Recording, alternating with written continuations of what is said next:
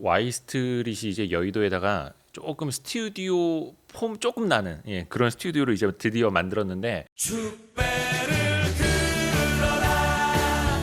오늘 이 스튜디오의 첫 게스트는 특별히 이분을 모셨습니다. 저랑 뭐 개인적인 친분도 있거니와 많은 개인 투자분들한테 정말 그 일선에서 그 현실 조언 많이 해주고 계시는 분이어서 오늘 특별히 이게 소개하자면 되게 길어요. 신한금융투자 TFC 강남금융센터 PIB 지점 윤석윤 팀장님, 우리 윤석윤 팀장님입니다. 어서 오십시오. 네, 안녕하세요. 신한금융투자 윤석윤 팀장입니다. 오늘 저희가 녹화하는 날이 5월 12일입니다. 시장이 장난이 아니었습니다. 네, 오늘 시장이 참 재밌었죠. 주식 투자하면서 뭐 5월 12일 이날처럼 이제 크게 흔들리는 날은 정말 밥 먹듯이 자주 있는 날이잖아요. 근데 사실 오늘 좀 변동성은 있었는데 저희 고객님들이 보유한 기업들은 양호했어요. 오, 그래서 포트폴리오를 잘 짜놨나 보다. 뭐 일단은 뭐 운도 좋았던 것 같고 오늘 좀 최근 좀 시장 변동성이 컸잖아요. 네. 이제 컸던 거에 비해서는 그래도 좀 선방을 좀 한 것 같아요. 근데 어떻게 고객분들 계좌는 오늘 같은 날에도 네. 5월 12일 이런 날에도 네. 어떻게 괜찮았던 거예요? 일단은 뭐 중요한 거는 뭐 일단은 분산이 좀 잘 되어 있고 분산 투자를 했고 그다음에 최근 변동성이 큰 게 많이 올랐던 것들이 변동성이 큰 거지.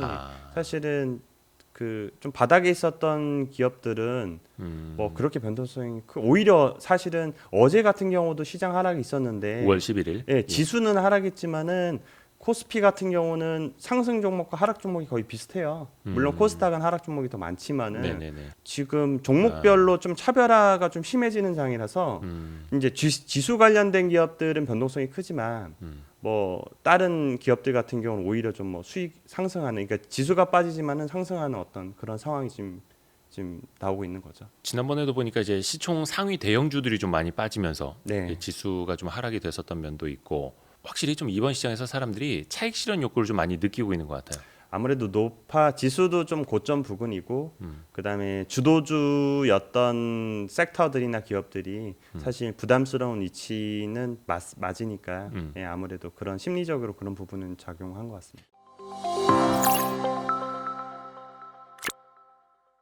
어느덧 5월 말입니다. 네. 와, 이제 좀 있으면 금방 하반기예요. 이제 하반기가 이제 됐죠. 이제 거의 이제 날도 5월. 더워지고 있고 네, 오늘도 맞습니다. 엄청 덥지 않습니까? 네. 그래서 우리는 이제 네. 하반기 전략을 해야 되는데 그건 잠시 후에 네. 구체적으로 좀 이야기를 하겠고 네. 그 전에 네. 이 PB로서 사실은 부자 고객분들 많이 만나시잖아요. 네. 우리 젊은 분들도 그렇고 경제적 자유를 꿈꾸시는 분들이 많은데 우리는 사실 그분들을 통해서 배울 점을 찾아야 되잖아요. 네. 진짜 이런 분들의 어떤 마인드, 철학 이런 것만큼은 좀 말씀해드리고 싶다.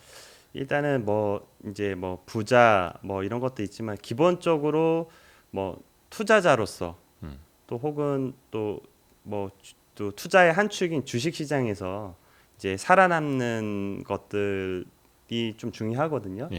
그런 부분에 있어서의 좀 말씀을 좀 드리면은 제가 지금 한 3년째 저희 아들이랑 이제 스키장을 다녀요. 이제 스키를 이제 배우고 있는 아들이 지금 3년째 배우고 있는데 처음 갔을 때 그 강사분이 이제 곤도라 타고 올라가면서 하셨던 말씀이 제가 너무 기억에 남아요. 뭐라고 하셨길래? 이게 서준아, 스키는 그 위험한 운동이야. 레슨을 받는 이유는 잘 타려고 하는 게 아니라 안전하게 타기 위해서야.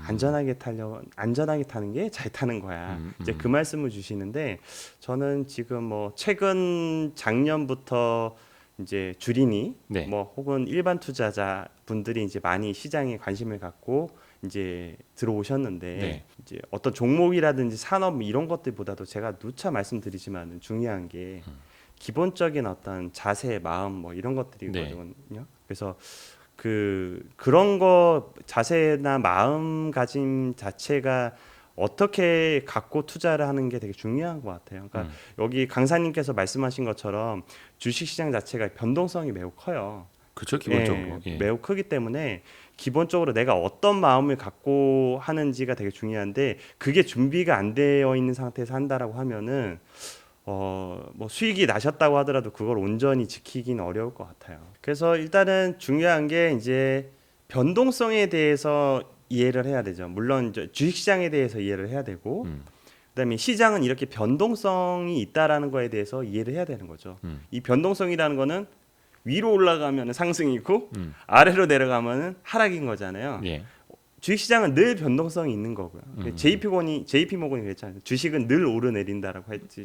항상 오를 수도 없고 항상 빠질 수도 없고 이제 이런 변동성이 있는 건데 이런 거에 대한 변동성에 대한 이해가 좀 필요할 것 같아요. 그래서 저는 이제 고객분들이 처음 오시면은 주식은 항상 변동성이 있는 거다라는 거를 말씀을 드리죠. 네. 그래서 그런 거에 대해서 이해를 충분히 시켜드리고 그 사실은 우리나라 전체 자산의 한 70에서 75% 정도는 대부분 부동산 자산일 거예요. 그렇죠. 예. 예, 그렇고 주변에서 보시면 알겠지만은 주식보다 부동산에 투자하시는 분들도 많으시고 그냥 부동산 불패론이잖아요. 그렇죠. 예, 저는 그 이유 중에 하나가 주식시장은 매일 시세가 변동하지만은 네. 부동산은 사실 그렇지는 않거든요. 아. 그리고 매일매일 시세가 물론 이제 뭐 네이버나 각종 어플을 통해서 한 달 전 거래가 나오죠. 그렇지 뭐 거래 가격을 알 수 있지만 그 가격에 대한 변동성 자체가 되게 그치. 심하진 않잖아요. 실시간 변동이 내 네. 눈에 안 보이니까.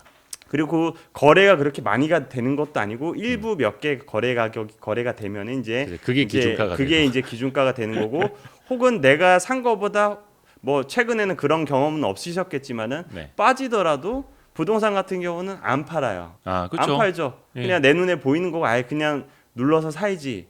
혹은 뭐 그냥 세를 뭐 조금 뭐 전세나 월세가 깎이더라도 그건 내가 감안하지 하고 안 팔아요. 네. 근데 주식 같은 경우는 변동성이 심하다 보니까 뭐 이제 막 1, 20%, 2, 30% 빠지게 되면 겁먹어서 이제 팔게 되잖아요. 네. 사실은 어떻게 보면 지나고 봤을 때 그때가 기회일 수도 있고 오늘도 마찬가지지만 앞으로 시장은 어떻게 될지 모르겠지만은 오늘도 시장이 이렇게 급락했을 때 남들이 겁먹었을 때 사야 될 수도 있는데 그렇죠. 이제 그런 변동성에 대한 이해가 없다라고 한다라고 하면은 뭐 겁먹으면 팔고 뭐 오르면 또 제대로 이익 실현 못 하고 뭐 그러지 않겠습니까? 그래서 먼저 시장 참여자들이 그런 변동성부터 이해하는 게 이제 첫 번째인 것 같습니다.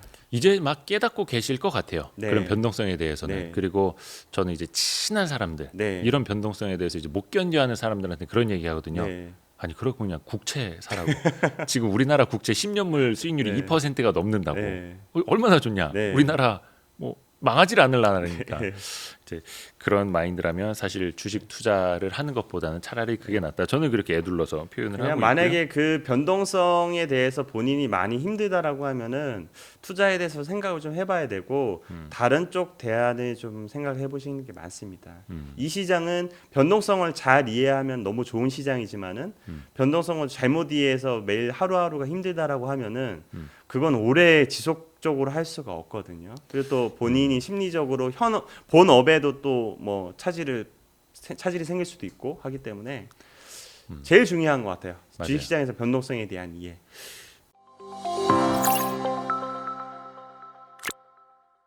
그 예전에 90년대만 하더라도 사람들이 이제 증권거래소나 예. 그 증권사 직접 가서 네. 이렇게 매매 주문을 해야 되니까 네. 거래가 상당히 많지는 않았었고 또 견딜 수 있었잖아요.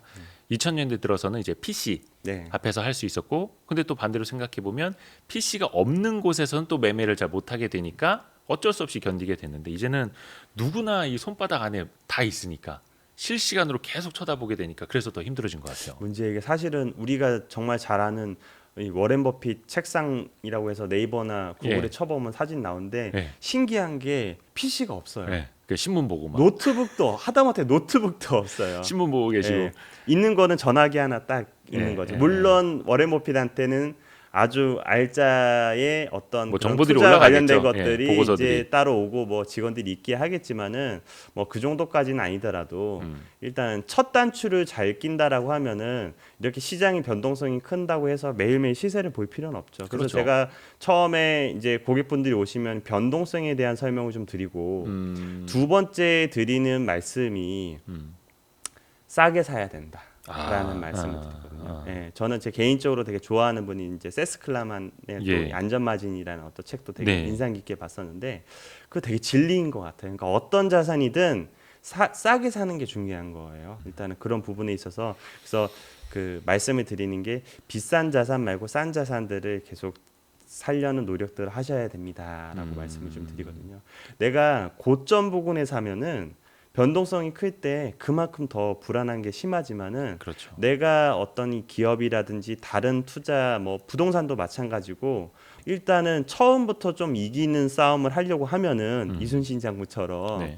미리 준비를 해놓고 해야 되는 건데 그 변동성에 대한 이해도 그렇고 그 다음에 투자 편입하는 투자 자산 자체도 저렴한 가격에 있는 것들을 사야 되는 거죠. 물론 저렴하게 샀다고 하지만은 마이너스 20% 30% 혹은 작년처럼 어떤 블랙스완급 위기가 온다라고 하면은 뭐 50%도 날 수도 있겠지만은 그래도 높은 가격에 산 것보다 견딜 수 있는 힘이 좀 더 있는 거죠. 그래서 두 번째로 제가 강조하고 있는 게 무조건 싸게 사야 된다. 사실 저도 그 이야기에 굉장히 많이 동의를 하고 네. 아주 오랜 시간 저도 그런 이제 가치 투자를 많이 네. 배워왔는데 네. 사실 2020년에는 그게 많이 좀 그런 원칙이 많이 좀 흔들릴 수밖에 없었던 시장이었던 것 같아요. 왜냐하면은 네. 대기업 계열사조차도 막 4배, 5배 올라가는 주식들이 나타나고 막 이러다 보니까 저금리 상황에서 일단은 밸류에이션 보지 않고 유동성의 힘으로 가는 것들이 정말로 많았잖아요. 근데 21년도 돌아와서 보니까 다시 이제 가치와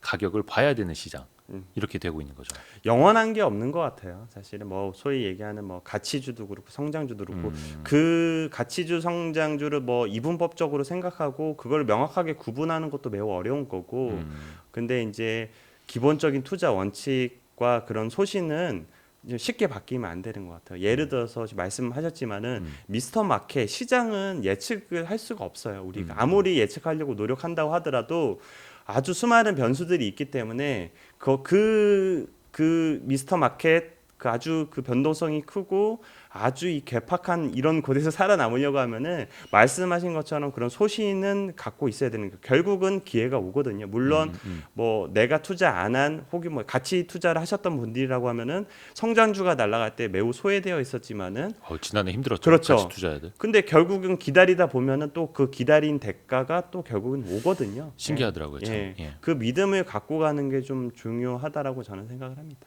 저는 예전에 그 어떤 슈퍼개미 형님하고 그 차 타고 드라이브 하면서 이제 영상 하나 찍었는데 저는 그때 그런 표현을 했었거든요.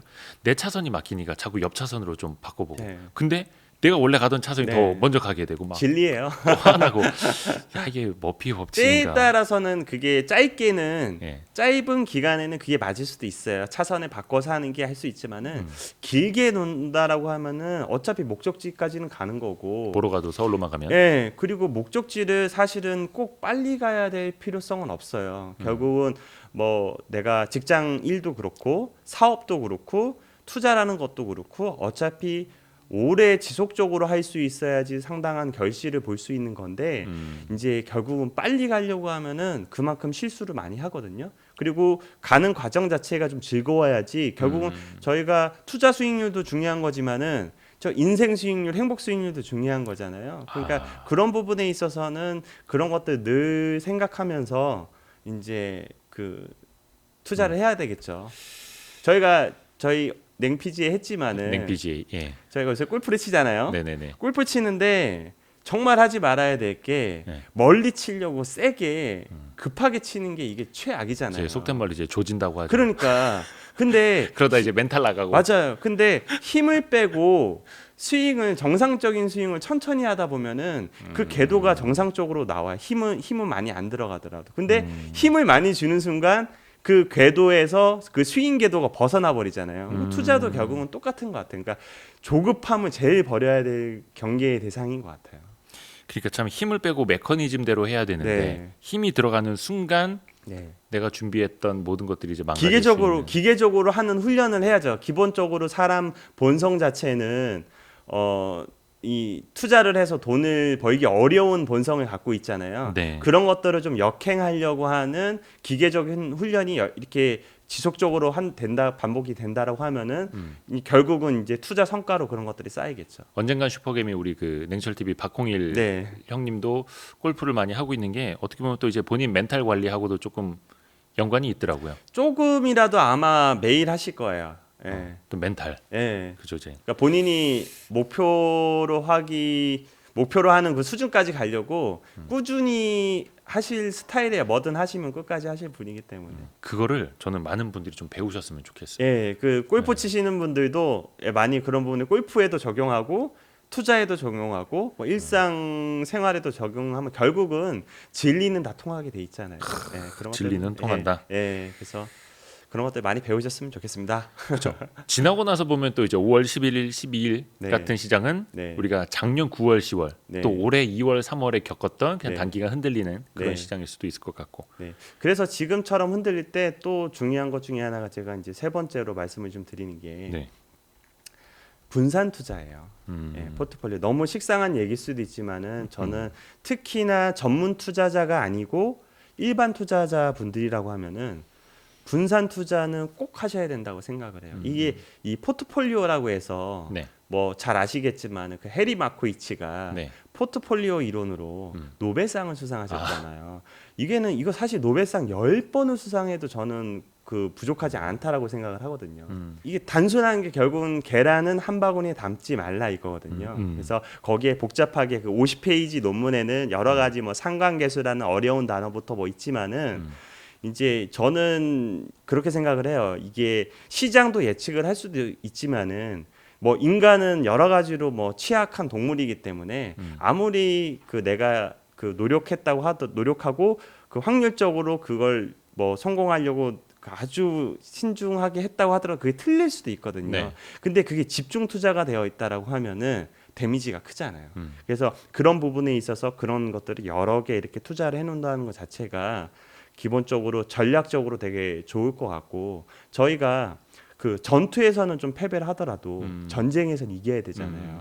그러니까 우리가 뭐 10종목이든 20종목이든 내 포트에 있는 게 모두가 다 올라갈 수는 없지만은 다 썸 해가지고 플러스 이익을 내면 되는 거니까 그래서 한두 종목, 두세 종목에 집중하는 것보다는 좀 충분히 그 분산 투자를 해놓는 것들이 기본적으로 전략과 뭐 구조를 가지고 가는 투자다라고 저는 말씀드리고 싶습니다.